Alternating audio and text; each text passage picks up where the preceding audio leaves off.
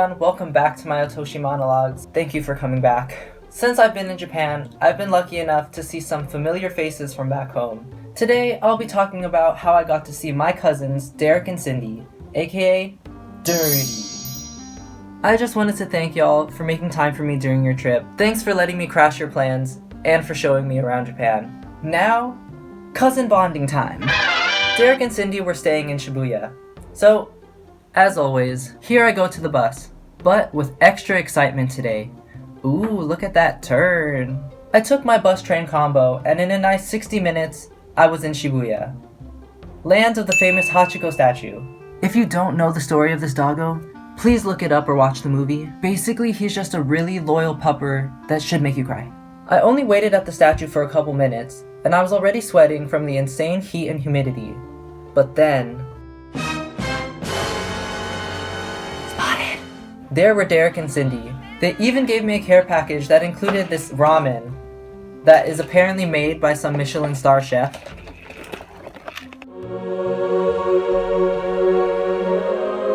Look, I'm walking on the famous Shibuya Triangle Crossing. It was so surreal. I know it doesn't look so special, but it's like that feeling you get when you go to Disneyland for the first time, or even when you just walk around downtown Disney. Now, off to the Tokyo VR Park. Hold up. First, we gotta throw these Tokyo hands. Oh my god. What is my life? But anyway, we stopped at this Japanese souvenir shop called Tokyo Hands, and it had 8 floors. Now, they had a lot of cool things in the shop. They had a lot of craft projects, including these miniature wooden Japanese shops and houses. But stay strong, Chris. It's your first week in Japan. You can't buy all these things now. Indeed, I stayed strong. I made it through 8 floors of these amazing knickknacks without buying anything. Side note, look at these birds that were in the store. Big cuties. We exited Tokyo Hands only to go into another 8th-floor store, Mega Don Quixote. I wish I could tell you I stayed strong in there too, but I'm not a liar. This Mega Don Quixote was my downfall. I can't completely blame Derek and Cindy for my excessive spending, but they definitely are enablers. Now I'll send you guys over to my Don Quixote haul. The first thing was the Ethernet cord, because as you know, the Wi-Fi is really bad. So I needed to find a USB-C to, LAN? I don't know computers. It also came with SD card, which I also needed anyway. I got some nice Gudetama underwear. A little TMI you don't need to know. Look at it. We love Gudetama. There's this sunscreen that one of my cousins told me to go find for her. If this is the wrong one, I'm just gonna use it. And Biore, is supposedly some kind of brand that's pretty popular. To go along with this Biore trend, there's some face wash, because mine is almost out. I haven't figured out what it says yet, but I know it's face wash. This one, look at it. Can you see it? Can you see it? It's a peach chapstick. I really like white peaches. Japan really likes white peaches, so white peach. Chips. Derek and Cindy told me to get these chips. Haven't tried them. I think they said they were cheesy, but they highly recommended them. I trust Derek. Next, we got some tea, some fancy tea. I was trying to translate it in the store, but it's got a lot. It's a lot of kanji that I don't know. This one was panda tea, and then this one was Shiba tea. I look forward to trying them. I hope they're gonna be funky. It was the only tea I found in the store that wasn't just green tea.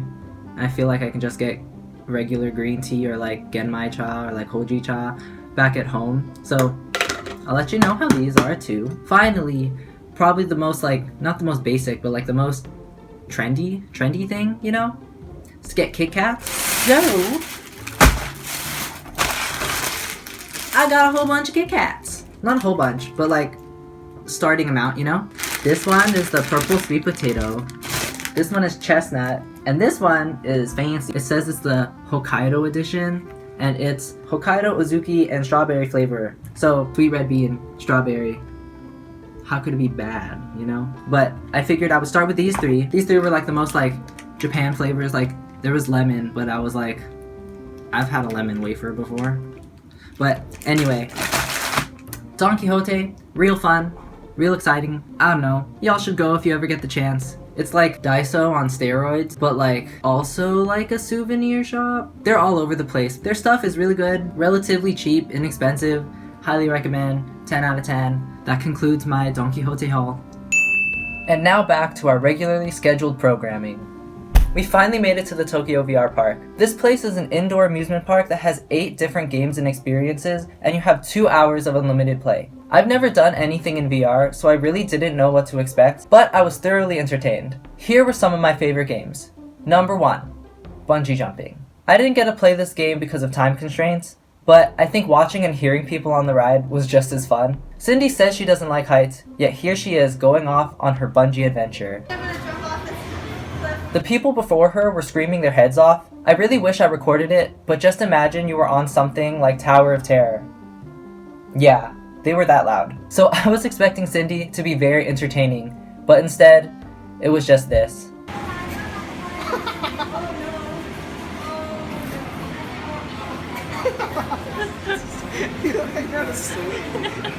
She was surprisingly calm. Number 2, tightrope walking. In this game, you're walking on a balance beam with a fan facing toward you to emulate the wind. Then when you put your VR thing on, you're on a wire between 2 skyscrapers. And again, here's Cindy.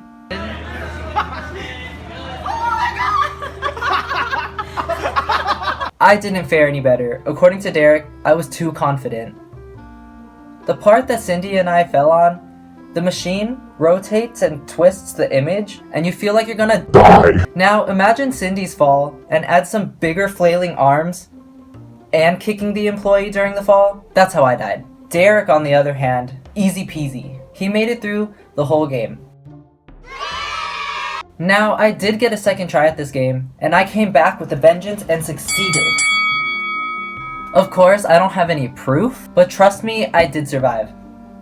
Number 3, alien photo shoot. In this game, all 3 of us got to do it together, so I couldn't film anything. But of all the games, this one surprised me the most. It presents itself like a simple game. You all sit around this round table and put on the VR, and you're told you'll see some aliens and you have to take pictures of them. But that's what they want you to think.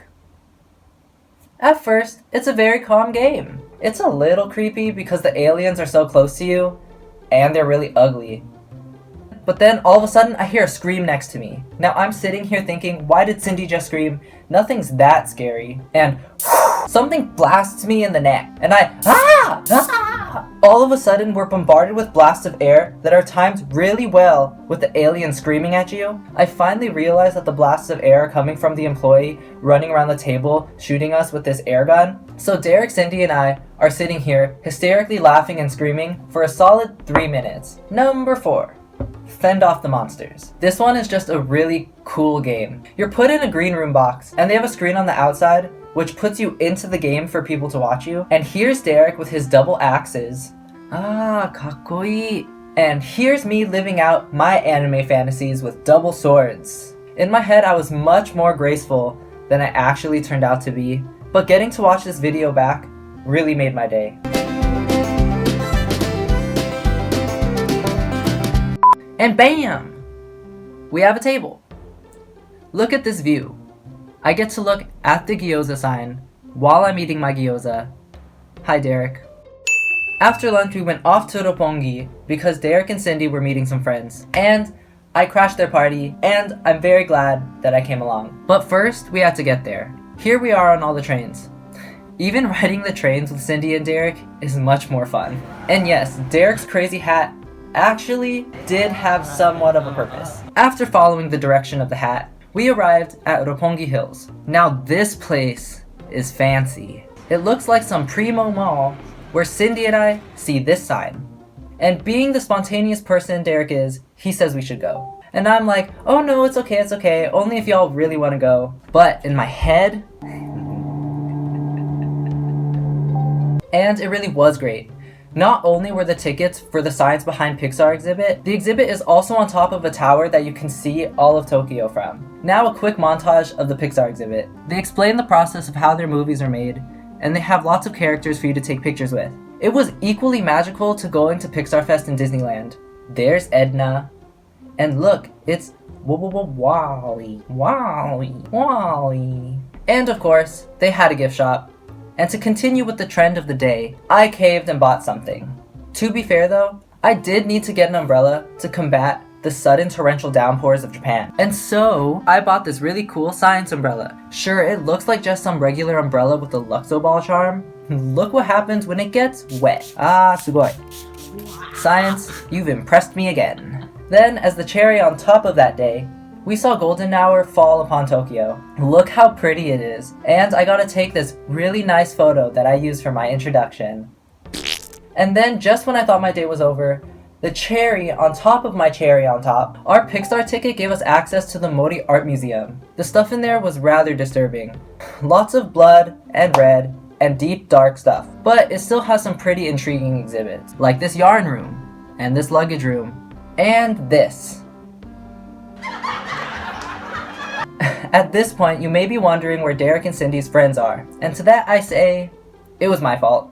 I don't know what their plans were at first, but we got distracted. So, I had a blast, but I'm so sorry to the friends because I'm pretty sure they were just waiting for us. Oops. Now it was time for dinner. But first, look at this cat! And finally, we met with Cindy and Derek's friends at this Chinese restaurant called Gold Tiger. We sat down, and I tried the cold black sesame dan dan noodles. It was a little too vinegary for me. It's got a strong tangy and sour taste that I do enjoy, but I wasn't fully in that mood at that time. Here's Cindy's rainbow plate of xiaolongbao. She said it was pretty good, but a lot of them lacked soup. But it was fun to see these crazy fillings.